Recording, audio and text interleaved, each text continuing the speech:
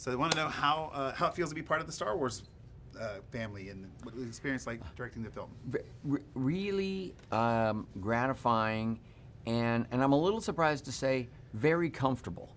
I loved the spirit around the movie. I loved working with the production design team, wardrobe, props, creature design, the puppeteers, robotics people, and of course the cast. And so it was just the creative swirl was particularly cool and exciting for me and fun. And I think I've been told that you had a little bit of experience at other Star Wars sets and things, so you had a connection to that swirl. Did that influence your approach to this film? Well, I spent a few days visiting because I've been close to George really since American Graffiti, and certainly since we did Willow together. But I think that the movie Willow was probably the best preparation that I had for making this movie. Technology has made the whole process, frankly, a lot easier. It's easier to fulfill your ambitions and your dreams and to get things done. And I was grateful for all the experiences that I've had. I guess this is my 25th feature, I think. And so all of those experiences certainly factored into the work at hand when it came to making this movie. I'd say the other movie that influenced it, interestingly, was Rush, a true story about Formula One race drivers from the 70s. And because this movie had a kind of a 70s feel and that sense of speed and daring and that recklessness that Formula One racers kind of have, particularly the James Hunt character played by Chris Hemsworth, I felt a kind of connection between Han and James Hunt. And also between, a great speed machine like a Formula One race car and the Millennium Falcon. And so I tried to use a little bit of what I thought I learned from Rush and apply it to Solo. Well, I think you got it in the car chase and the train heist and Cool. the Falcon, so you nailed Thank it there. You mentioned being friends with George Lucas. Did he give you any tips? Two tips when I came on board. First, he said, trust yourself. You're going to understand this. This is not going to be mysterious to you. You're going to get it. He was right. I really did take to it in a very natural way. The second thing was, when in doubt, go to the 12-year-old within you. Tap into that, because that's you're going to get the purest answers to whether you're doing the right thing if you sort of imagine what you would have loved when you were 12. And that 12-year-old, what did he tell you a specific way to take the journey of Han in this film? Now, yes, it was that struggle for freedom. So this movie begins at a time when there's no war going on. There's no politics.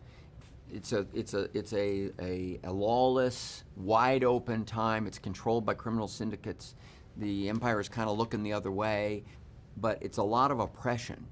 And here you have this young guy, virtually grown up on the streets, struggling for freedom, and so the 12-year-old in me wanted to see that guy achieve those things and win and lose with that goal in mind. And in one word, what would you wrap this film up in? What would you say this film in one word?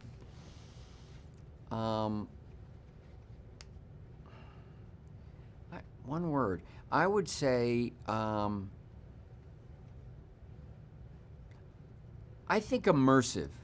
Immersive is the word I would choose, because not only is it cinematic, state of the art, sound, visuals, all the things that can make a movie feel like a ride, but because it is Han Solo's singular journey, and I tried to play as much of it as I possibly could sort of through his point of view, I think you feel like you're on this ride alongside Han. I think it makes it feel a little more personal. The suspense is a little more connected to you as an audience member, and And that's the reason I would choose the word immersive. I think you really feel like you're going on this adventure with him. That's awesome. And the 12-year-old kid that we were talking about, what was it like for that 12-year-old kid to be on a director on the practical sets that Star Wars always brings? Yeah. It is so much fun to see how these, how these sets are designed and how cool they are and how much they work. Because even though, digital technology certainly factors into capturing the universe, the galaxy, that it's still very important that, these vehicles, these weapons, these props, the Falcon, as much as possible will be something you can shoot in camera. The actors can handle it. It's as present as it could possibly be, and it makes it a really fun set to be on, because it's a little bit like the movies. It's cutting edge filmmaking, but it's also throwback filmmaking at the same time, merged. And in the same way that it's science fiction and it transports you in the coolest, most contemporary cinematic ways, there's also something about even the style of the sci-fi that's a little bit throwback.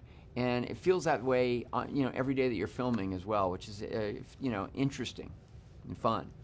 Cool. So lastly, what do you hope audiences walk out of the film after they've experienced this film? I really hope they walk out of the film surprised in the ways that they were entertained, so that it delivers on Star Wars action. It delivers a cool experience. It feels authentic and true to the galaxy as we as fans kind of understand it, but that the story takes us on a journey that's surprising. Yes, they answer questions that we might have about Han Solo in satisfying ways, but not predictable ways. And that's my hope for the movie.